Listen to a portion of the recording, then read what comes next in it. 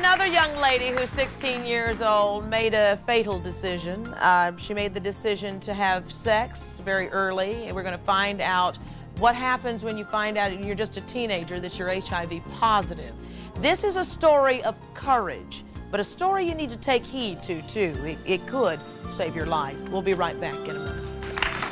You know, when I was 16, 17 years old, I thought I'm supposed to be at UCLA. I'm supposed to be majoring in journalism. I'm supposed to follow Dr. Maya Angelou's footsteps, but I was HIV positive, homeless, hungry, and in a crack house wondering what happened to my life.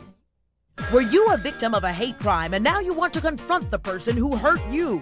Give us a call at 1-900-9-ROSHOW or send email to roshow@aol.com. Now, if you're going to be in the New York area and would like free tickets to Rolonda, well, please call us at 212-650-2060. When they're in high school, some teenagers feel pressured to take drugs and others feel pressured to have sex.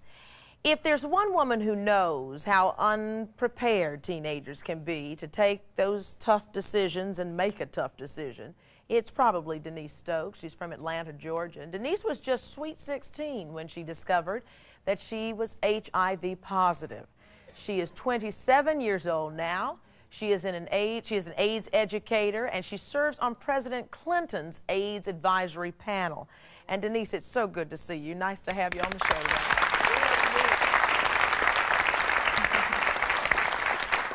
I think the biggest thought is, and just during the commercial break, Denise, and you've heard the teenagers do this. You're an AIDS educator. Jay, Jackie, and Brandon were talking during the commercial break, and it's something that as kids they don't think it can happen to them, and I think that that's what they all admitted, that they just don't think that life could be anything but glorious teenage life. Well, I don't know. I was raped when I was 13, and that's how I lost my virginity, and that's there's a 98% chance that that's actually how I became infected with the virus.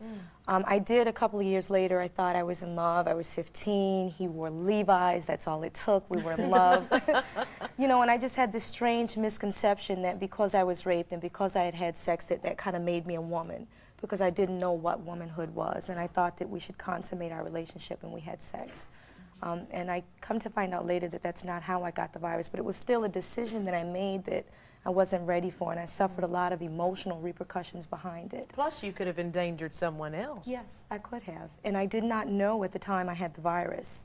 As a matter of fact, when I was diagnosed at 16, I still didn't understand that it was a sexually transmitted disease. They just said, Denise, you have AIDS, you're going to die before you're 21. And I didn't even know what that meant. And being a kid, nobody else would tell me. Nobody wanted to tell somebody else's kid about sex.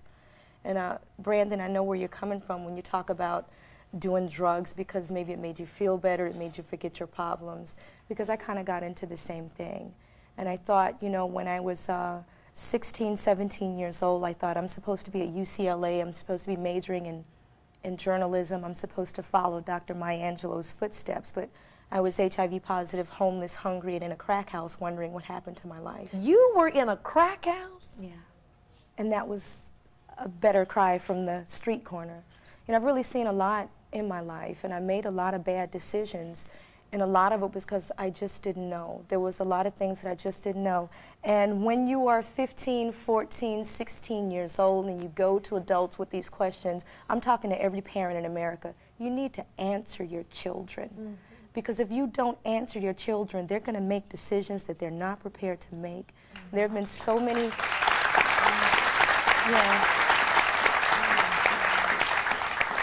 And there was... What are parents not answering?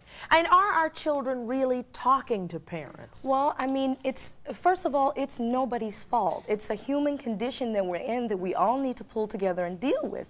Some parents themselves didn't get the education.